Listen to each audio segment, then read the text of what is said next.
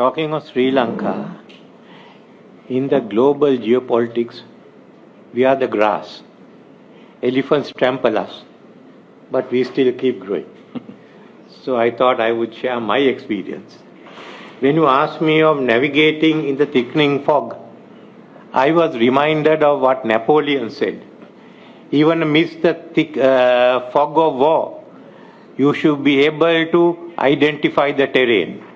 If you know the terrain, then you can determine your strategy and your tactics. What is the terrain? We are amidst the unmaking of the global order. The scale of change is something is not limited to geopolitics or geoeconomics. It goes far beyond. It's driven by that. Technology, for instance. And in the case of technology, China, India, Russia, all the Eurasian countries are also now coming out on top compared to the West. Then the question of finances, of cryptocurrency, of climate change. So we are in the society, the social interactions. So what we are noticing on one hand is the global power shifting away from the West, and it's bringing about a multipolar world. But what is this multipolar world? On one hand, we can see the emergence of Asia, Africa, Russia, what you call Eurasia, with Latin America, Eurasia Plus, with an organization, the BRICS Plus, and how that is going to develop. But there are also alternative power structures to the state which has come up. For instance, the non-state actors, IMF is one, the military actors, the terrorist actors, the Houthis, for instance, then the conference of parties which determine the environment. So there are a lot of influential forces which are shaping the global order. They are not states, but nevertheless we have to take them in. And it was Henry Kissinger who said it's the time for a new concept of a global order. But unfortunately, President Biden and Anthony Blinken thought otherwise, that you could retain it. So they want to retain the status quo, and they got on to the grade up that firstly President Putin and Russia was a clear and present danger. But the long-term threat came from China. Why? Because of its ability to reshape the world. Then not only China, but any organization that was reshaping the world to the disadvantage of the US then had to be targeted on. And what they have done, therefore, is to create a division in the world. They have now ceased to be in power, but we have to live with the consequences. And in the process, it has made Indian Ocean the most strategic region in the world. Firstly, you have Ukraine.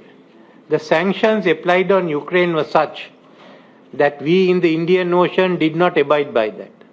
As a result, you see in the Russian economy coming to the Indian Ocean, all the refining of all the crude, the fact that Indian rupee is interchangeable with your currency, all that has made the Indian Ocean the key area, and you see a bigger Russian presence in the Indian Ocean. Second is Israel and the support they gave to Israel on Gaza. Now Israel's conflict with Iran has brought Israel into the Indian Ocean for the first time. And last of all is the Indo-Pacific, which is a concept made by the Biden administration, or they built on a concept which was done by Prime Minister Abe, but it was a rather vague one, which was to become mainly a quasi-military organization. They talked of the Quad, and they talked of the AUKUS. Now it raises a problem.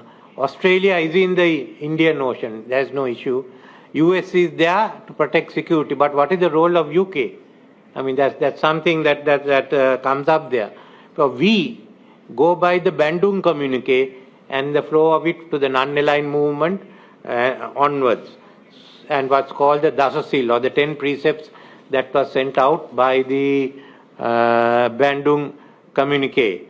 On this is because we feel that Indo-Pacific originally had no boundary as to where it ended in the Indian Ocean. All of a sudden it became another definition, and we felt that Indo-Pacific, instead of coordinating, was one which was designed to meet with the question of the Taiwan crisis, to which the Indian Ocean had no wish to get involved in, because we had to accept Taiwan as a part of China.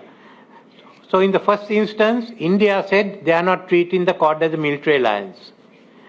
Secondly, we had the Jakarta Concord of 2017, which asked for the Indian Ocean as a zone of peace and the freedom of navigation in the Indian Ocean.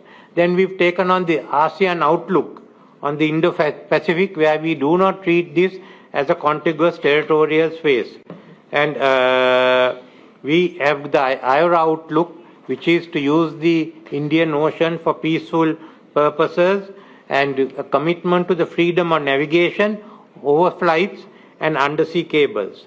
Then a recognition by many of us as India as the net security provider, and we treat China as a key trading partner, and Japan both having an interest in the Indian Ocean for trade.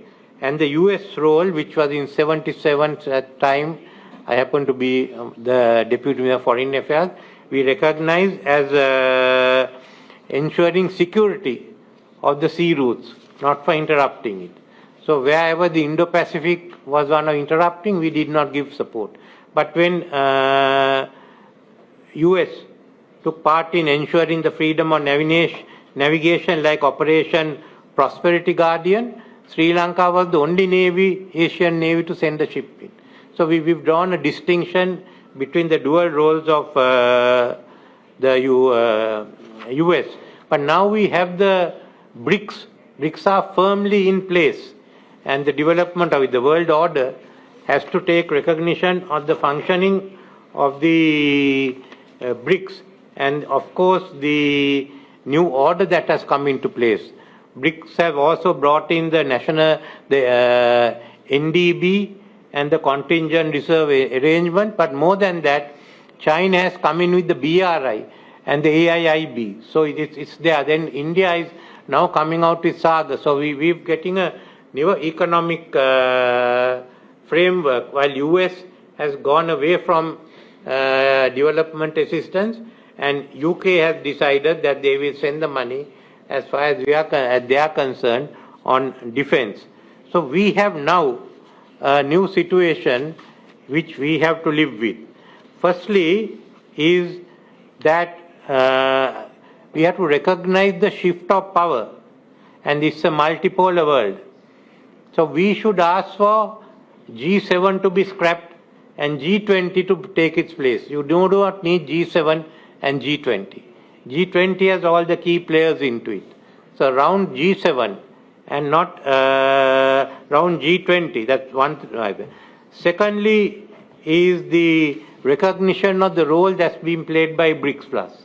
So you have to bring BRICS into it. It's useless talking of G7 when most of the countries don't even count very much as far as we are concerned. The other issue is that in President Trump and Secretary Rubio, at least they recognize the fact the global order is undergoing transformation. They have to respond accordingly. We may or may not agree with MAGA, but at least it's in the context of a world order that's undergoing transformation.